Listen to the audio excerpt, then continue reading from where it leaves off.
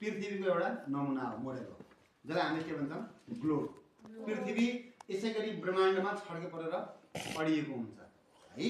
अनि यो पृथ्वी आफैमा यसरी घुम्छ र यसले सूर्यको वरिपरि पनि परिक्रमा गराउँछ।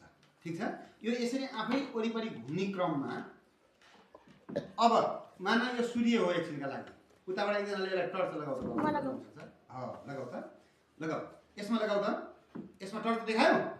यसमा टर्च जहाँ जहाँ उज्यालो परेको छ नि त्यो भागलाई हामीले दिन, यतापट्टि जहाँ जहाँ अँध्यारो परेको छ नि त्यो भागलाई हामीले के रात भनेर बुझ्छौँ। अब पृथ्वी घुम्दै जाँदाखेरि यसरी घुम्छ नि त होइन।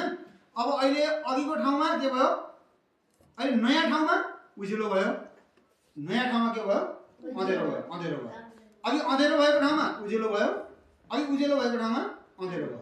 यसरी यो घुम्दै जाने बेलामा सूर्यको प्रकाश जहाँ जहाँ पर्छ त्यहाँ दिन हुन्छ, जहाँ जहाँ सूर्यको प्रकाश नपरेर छाया भाग पर्छ नि त्यहाँ के हुन्छ रात हुन्छ। यसरी दिन र रात हुन्छ। त बिहान सूर्य उदाउँछ, साँझ के हुन्छ अस्ताउँछ। सूर्य अस्ताइसकेपछि रात सुरु हुन्छ, सूर्य उदाएपछि के सुरु हुन्छ दिन सुरु हुन्छ हो। त जहाँ जहाँ सूर्यको किरण पर्छ त्यो सूर्य उदाइसकेपछि दिन भएको अवस्था हो, जहाँ जहाँ सूर्यको किरण परेको छैन त्यो चाहिँ सूर्य अस्ताइसकेको रात भएको अवस्था हो। बुझ्यो कुरो बुझ्यो। दिन र रात कसरी हुने रहेछ, पृथ्वी आफैमा घुम्छ र यसले सूर्यको वरिपरि पनि परिक्रमा गर्छ।